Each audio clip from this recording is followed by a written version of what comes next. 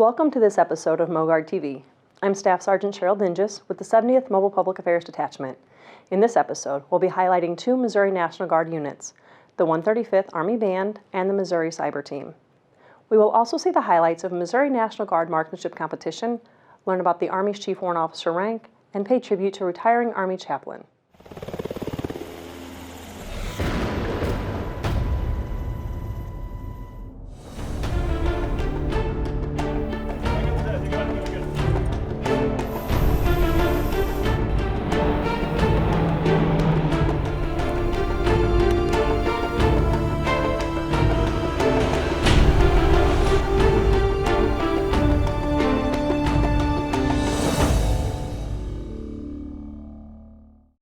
Our first package is about the Missouri National Guard's 135th Army Band based in Springfield, Missouri.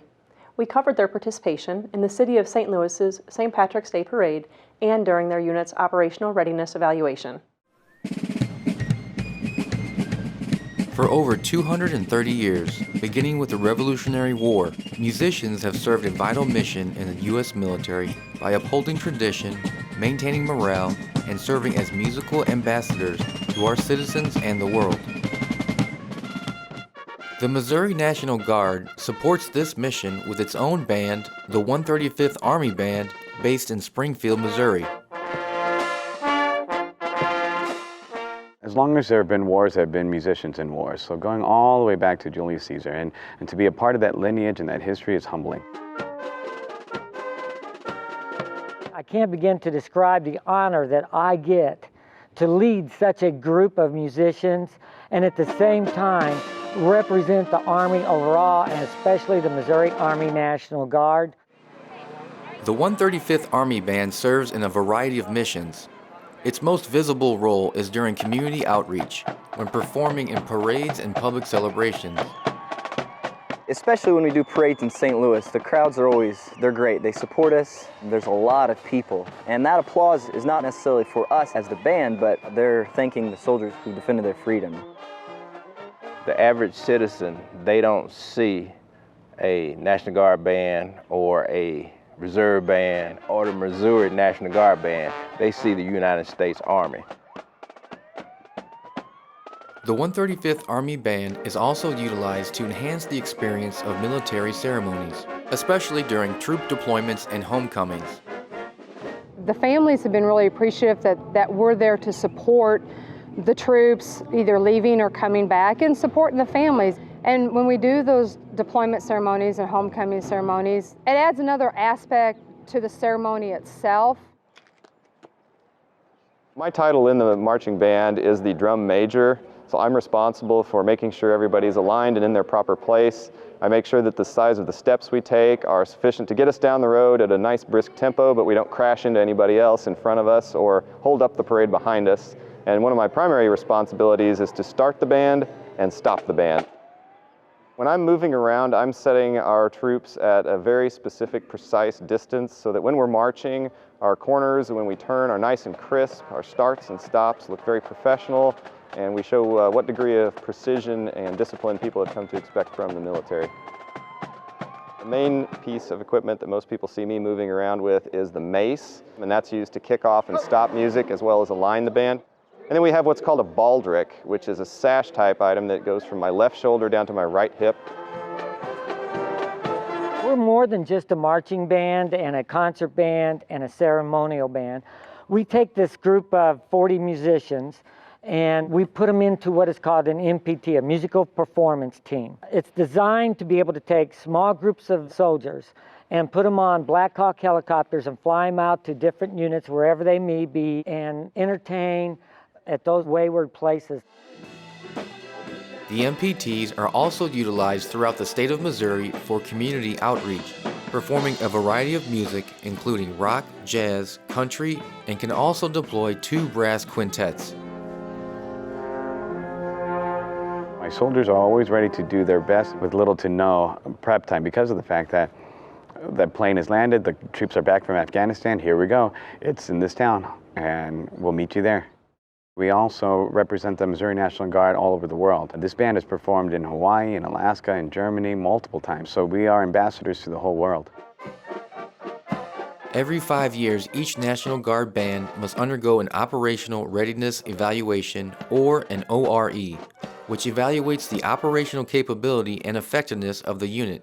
The ORE typically takes anywhere between 2 to 3 days to conduct. Today was all about performance activities. We did marching band in the morning, followed by concert band, and then finally this afternoon we're going to be participating in musical performance teams. Trading on the turns, and that's because you haven't been Sergeant Major Fletcher has been a soldier for over 40 years and evaluated the 135th Army Band during the ORE. We asked him what makes a good Army band. It's a combination of good leadership, good training, and soldiers that are willing to be led. You learn how to work together, how to be a part of a group, and it's just been an awesome experience. The largest employer of musicians is the United States government. And so if you want to be a part of the biggest and the greatest and have more opportunities than you can ever imagine, then please give us a call, because we would love nothing more than to give you that opportunity. In this next package, we'll visit the front line of the cyber battlefield with the Missouri National Guard's cybersecurity unit. The Missouri National Guard has a unit of highly trained cyber warriors ready to do battle in cyberspace. It requires man in the middle being there in advance. Major General Steve Danner, the Adjutant General, formed the team in 2009. The unit has added to the proud history of firsts in military innovation at Jefferson Barracks, which includes the first parachute jump from an airplane in 1912. We pioneered the first joint cyber protection team in the National Guard. Man in the middle is not a Chinese-only tactic.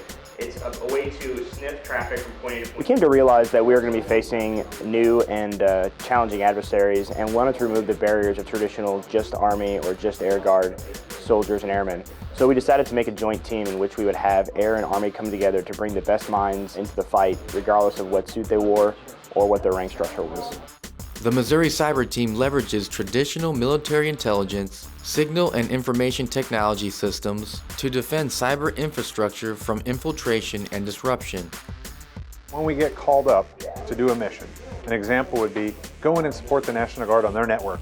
Then maybe there's an indicator of compromise, and we're going to go see if we can find out if it was truly a bad guy in the network. Or the state, the governor reaches out and says, hey, you're the National Guard. You guys fill sandbags for us at levees in a bad situation? We got this cyber thing happening. Can you come in and help us?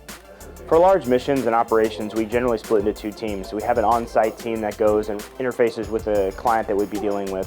And then we have a remote team that deals with the log and sifting and identification of adversaries. So we're really excited about finding bad guys. That's what motivates my team, for sure. The adversary only has to be right once. We have to be right always. And we really got to be very, very good at finding and rooting out the adversary very quickly. That's why it's right there. Okay, so that's where we utilize a variety of open source tools and projects that we research and develop on our own, as well as doing a great deal of threat and adversary research to understand what the tactics, techniques, and procedures are that we'd be encountering. Because we have continued to do really well at exercises, we've been asked by some entities in the DoD to come in and help them with their training. Currently, right now for DoD, Missouri National Guard is a key leader in training all U.S. cyber forces.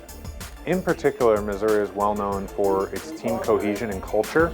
And so even though maybe other teams may have had individually better skilled operator, we tended to come out on top. The Missouri Cyber Team has taken an innovative approach to problem solving within the traditional chain of command.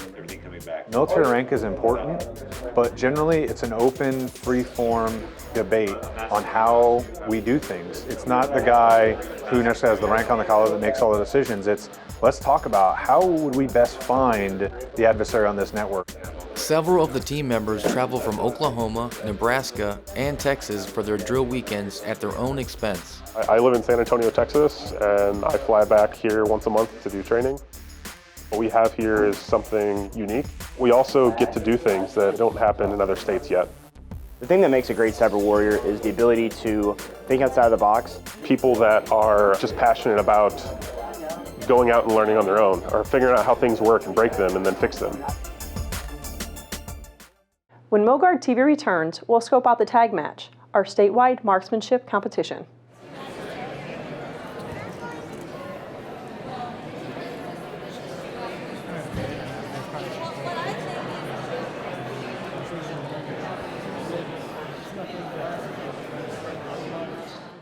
The Missouri National Guard held its statewide tag match marksmanship competition at Camp Crowder in Neosho, Missouri this spring. It is a competition where soldiers and air guardmen can come and compete against one another and test their marksmanship skills. It's a great opportunity for soldiers and airmen from around the state to come together and meet one another, develop relationships, and take what they've learned here back to their units and continue on the tradition.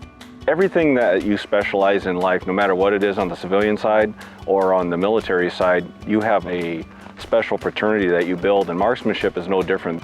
Fire!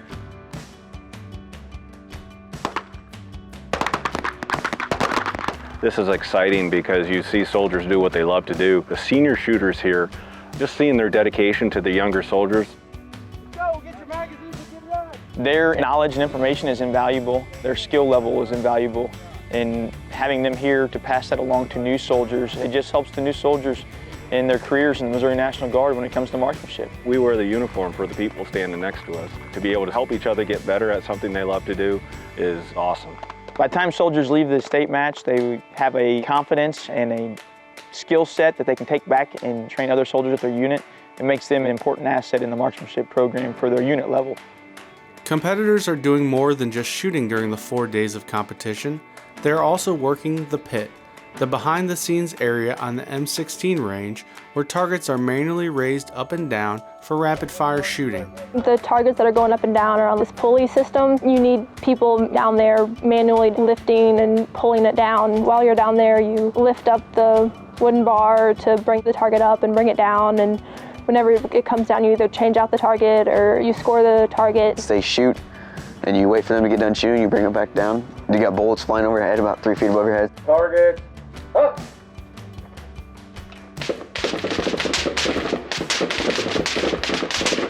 Down! The competition was a challenge for shooters of all experience and skill levels. It was more difficult. I mean, I was expecting it to be hard, but at some points it was more difficult than what I was expecting. It was definitely tougher than I anticipated. It was a lot more physically demanding. I had it in my head I was going to come down, just move from range to range, just shooting. There was definitely a lot more involved physically and mentally as well. The most challenging probably would have been the rifle, but when we did the 3-gun, that was probably my favorite. It was fun. We actually got to shoot different obstacles, not just targets. I did terrible on the rifle, but pretty decent on the pistol. The 3-gun event involved teams of 4 guardsmen moving through a course that required them to shoot shotguns, M9 pistols, and M16 rifles. There were also some added challenges thrown at the teams along the way. Casualty, casualty, casualty! As a team, as a team, as a team! Some of the more difficult lessons in marksmanship include learning how to deal with changes in target distance and wind. You can adjust the rear elevation knob, which is an elevation adjustment, or you can adjust the rear windage knob, which is a windage adjustment. Once you're pushing out to 300 and then kneeling at 200, the wind played a lot bigger factor. Got down to where I was doing more Kentucky windage than I was actually using my windage knob. You're aiming dead center and your shot's a little to the right, go ahead and aim a little bit to the left and go ahead and shoot. There's no real equation to it. Are you holding left? Uh-huh. Why? Wind. Most guys down here, they'll use Kentucky windage. You know, based on the wind and distance, how far to shift your sight on or off the target. I underestimated a little bit on that one. Master Sergeant Benjamin Israel from the 139th Security Forces Squadron took first place in the competition. But regardless of how they placed, many of the soldiers and airmen look forward to the possibility of returning again next year.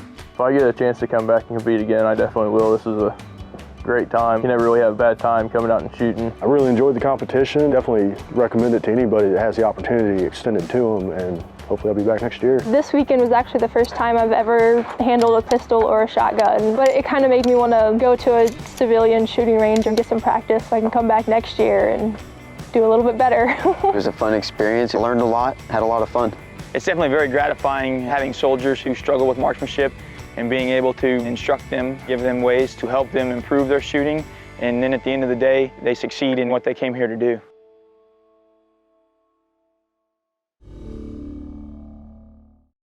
Our next package explains the Army rank of Chief Warrant Officer and its unique role within a unit's chain of command. Warrant officers have a key role in enhancing the Missouri National Guard's strength and readiness in a wide range of military occupational specialties, or MOSs, that range from personnel and logistics to engineering to cybersecurity. Warrant officers are subject matter experts. They're masters of the equipment they operate, the systems they operate, whatever their specialty is. And when things get tight, you want to send the best of the best. That's how they became a warrant officer. We don't take everybody into our corps. We take a select amount of people in there, and we're very selective on who we do take. The Missouri National Guard invested in their warrant officers by hosting a professional development conference in March at the Ike Skelton Training Site in Jefferson City. Trying to bring in speakers and topics that are relevant to them in their careers that can assist them along the way. We had an excellent turnout, about 140 attendees. That's about 65% of our warrant officer corps. The ultimate goal for us to retain or even recruit our warrant officers is because of the longevity they can provide to the organization. As a warrant officer, you can sit in one position. Enlisted personnel, they'll typically move around because they have to go from one rank to another, and they won't be in that same unit. That warrant officer can be there for 15, 20 years in that command. So they provide an incredible amount of stability and continuity.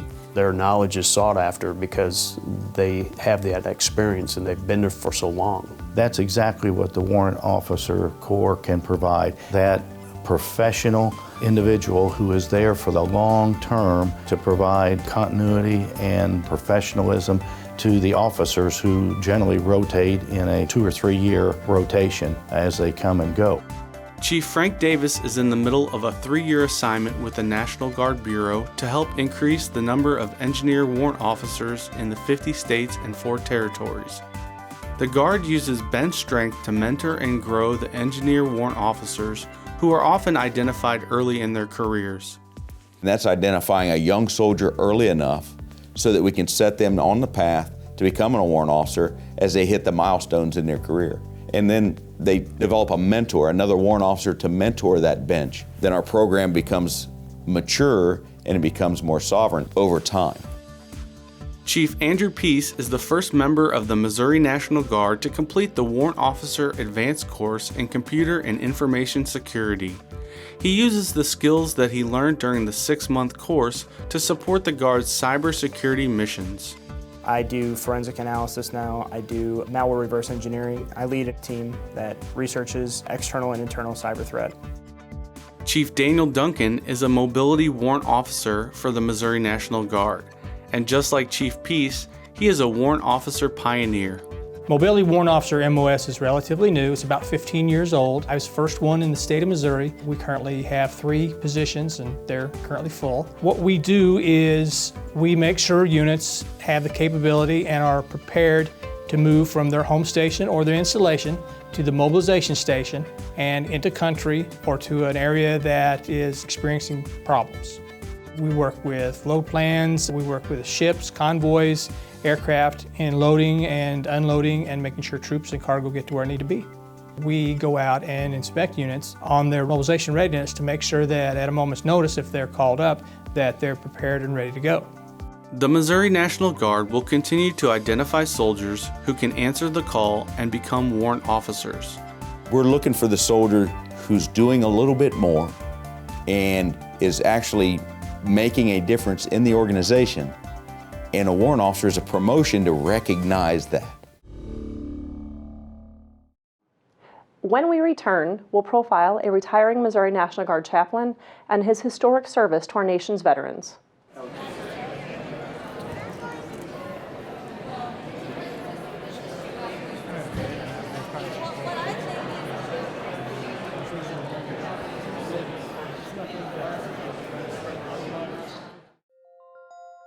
Since its consecration as a national cemetery in 1866, Jefferson Barracks has been a memorial to the service of America's veterans, where Confederate soldiers, Tuskegee Airmen, and our most recent veterans rest side by side. For the past 16 years, Chaplain Andre DeArden of the Missouri Army National Guard has performed nearly 1,500 military funeral honors there, more than any other military chaplain in our nation's history. For chaplains, it is their duty to help repay a debt of honor from a grateful nation. I have a debt to pay to your loved one, and that is to be here at your loved one's loss because they served faithfully for our country and we needed to be here to support you. So I'm paying a debt that I owe.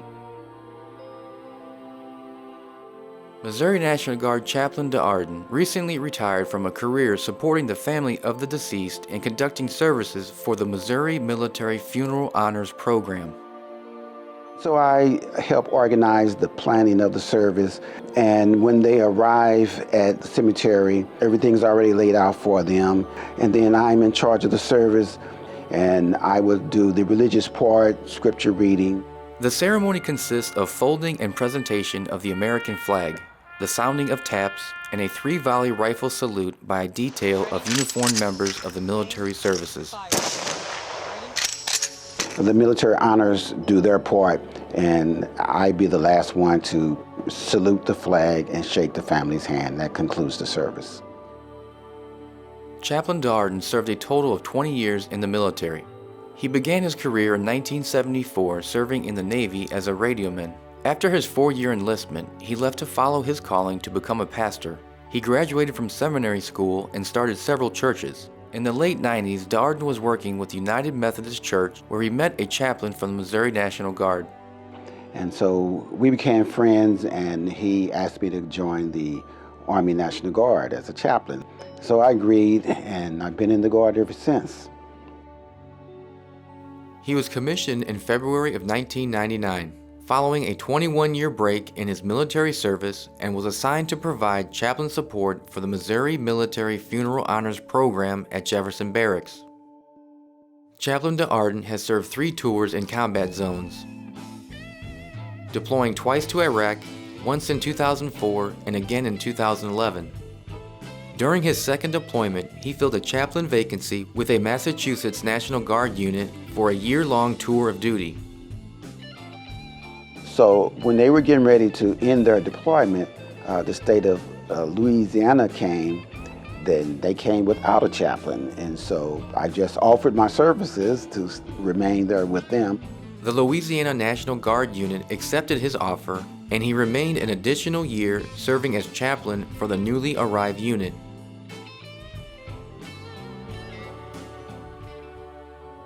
Chaplain DeArden says he wants to continue to serve even after he retires. After I leave, I would not be replaced. I started an organization I call Honoring Heroes, and it's a not-for-profit organization, and I hope to connect families with retired military chaplains who can come and fill the void. We asked the chaplain what he has taken away from the thousands of grieving loved ones that he has served. He had some parting words of wisdom for the next generation of military chaplains. Show that you care. Express it in words that you care, because it's a horrible thing to have a loved one to die and you never told them you loved them. You never told them how you appreciate them. You never told them that they were your hero, your mentor. We need to tell each other that now, because we don't know what tomorrow may bring. It is now my honor to introduce the commander of the Missouri National Guard, the Adjutant General, Major General Steve Danner. Thank you, Staff Sergeant Dinges, and thank you, viewers, for watching this episode of MoGuard TV. The Missouri National Guard supports state and federal requirements through a variety of missions. As a community-based organization, it is important to reach out to you, the citizens of Missouri, to inform you about what your Missouri National Guard is doing. This is the goal of MoGuard TV. In this episode, we have highlighted 2 components of our community outreach, the 135th Army Band and the Missouri Military Funeral Honors Program. At a time when less than 1% of our nation serves in uniform, these organizations are crucial links to our communities. We also looked at how the Guard offers soldiers and airmen leadership and growth opportunities. We looked at the vital role warrant officers play in a unit's leadership, readiness, and success. We also profiled our Missouri Cyber Team, a national leader in training all U.S. cyber forces, and protecting our state's cyber infrastructure. MoGuard TV also provided coverage of Tag Match, where the Guard's best marksmen compete to hone their skills and challenge one another to be their best. The future of the Missouri National Guard has never been brighter thanks to the service and sacrifice of our soldiers, airmen, and their families. On behalf of Governor Jay Nixon and our nearly 12,000 soldiers and airmen, thank you for your support.